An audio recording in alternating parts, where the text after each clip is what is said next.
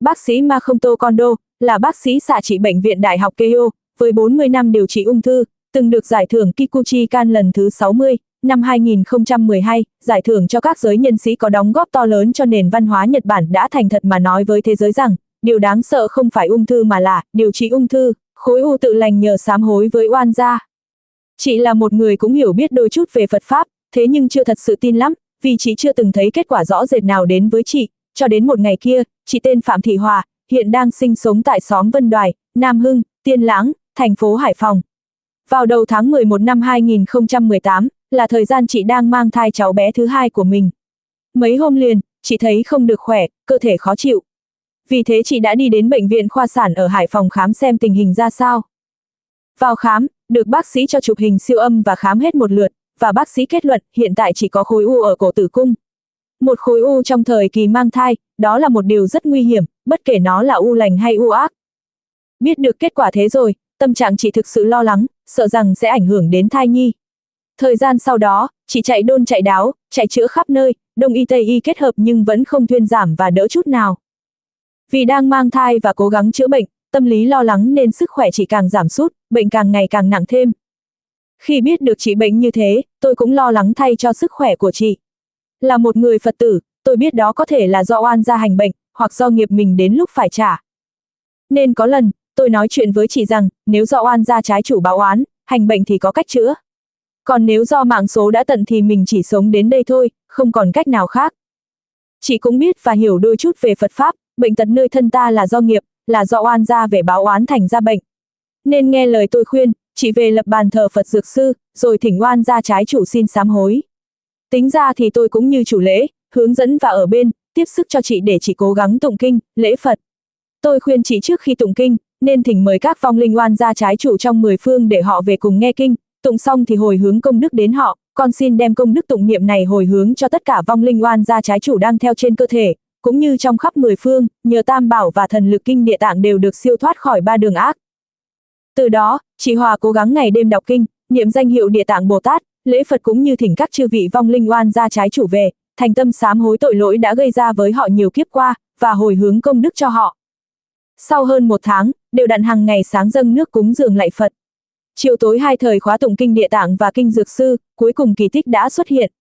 Chị thấy bớt đau hẳn và không còn dấu hiệu ra máu nữa, tình hình có vẻ khởi sắc hơn. Chị liền đi bệnh viện khám lại, bác sĩ kết luận khối u tử cung đã hoại tử. Nhưng chị vẫn chưa dám tin đó là sự thật, vì thế chị lại tiếp tục đi lên bệnh viện lớn hơn để kiểm tra lại lần nữa. Kết quả giống như bệnh viện trước, đó là khối u tự hoại tử thật, chị đã khỏi bệnh.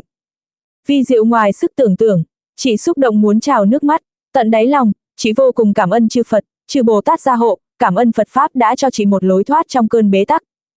Không lâu sau đó, chị lên chùa Phúc Khánh Tiên Lãng, Hải Phòng xin được quy y Tam Bảo.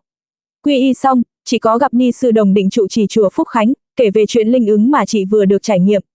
Ni sư mỉm cười dịu dàng và nói, lời thỉnh cầu của con đã thấu tới trời xanh rồi đó. Thiện Tuệ viết lại từ lời kể của Vũ Duy Thoại khỏi